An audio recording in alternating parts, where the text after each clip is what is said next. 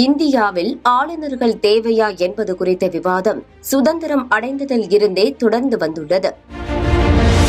British ஆட்சியில் உச்சபட்ச பதவியான governor general பதவி சுதந்திரத்துக்கு பின்னர் நீக்கப்பட்ட போதிலும் பிரிட்டிஷாரால் கொண்டுவரப்பட்ட ஆளுநர் பதவி மட்டும் தொடர்ந்து செயல்பாட்டில் இருக்கும் என்று முடிவு செய்யப்பட்டது. அதே நேரம் பிரிட்டிஷ் ஆட்சியில் ஆளுநர்களுக்கு வழங்கப்பட்ட சலுகைகளும் தொடர்ந்து சுதந்திர இந்தியாவின் ஆளுநர்களுக்கு வழங்கப்பட்டு வருகிறது.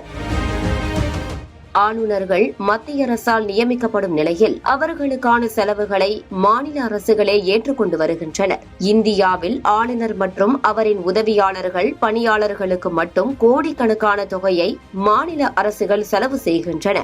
இந்தியா முழுவதும் உள்ள அனைத்து மாநில ஆளுநர்களுக்கும் மாத சம்பளமாக 3.5 லட்சம் வழங்கப்படுகிறது. ஆனால் பிற செலவுகள் மாநிலங்களுக்கு மாநிலம் வேறுபடுகிறது. தமிழ்நாட்டில் ஆளுநர் மற்றும் ஆளுநர் மாளிகை ஆகியவற்றிற்கான செலவுகளை தமிழ்நாடு அரசு தனது வருடாந்திர வரவு செலவு திட்டத்தின் கீழ் நிதி ஒதுக்குகிறது.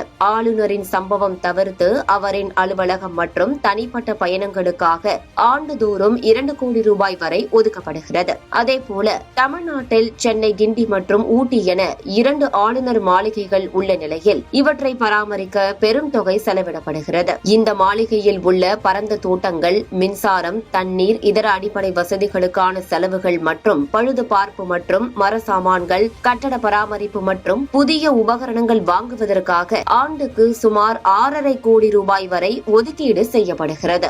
இது தவிர ஆளுநரின் கீழ் பணிபுரியும் IAS அதிகாரிகள், உதவியாளர்கள், பாதுகாவலர்கள் மற்றும் இதர ஊழியர்களின் சம்பளம் மற்றும் ஓய்வூதிய செலவுகளை மாநில அரசு ஏற்றுக்கொள்கிறது.